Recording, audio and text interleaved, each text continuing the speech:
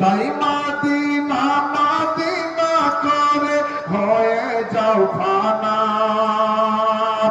আশিকের আসল জান্নাত সোনার মদিনা, আশিকের আসল জান্নাত সোনার মদিনা। আমরা যে নবীর উম্মত, যে নবীর শান শুনে, মর্যাদা শুনে, নবী মক্কায় যখন ছিলেন মদিনা যাননি। মদিনা জায়গাটা বড় ভয়ঙ্কর দূষিত জায়গা ছিল, বড় বালা মুসিবতের জায়গা ছিল।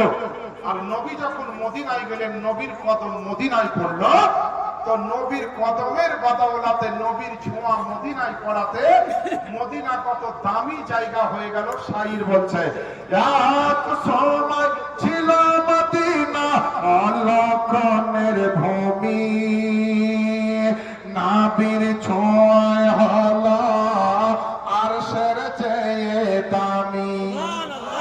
আরেকটু করে মুসলমান, আরেকটু নবীর মহব্বতে।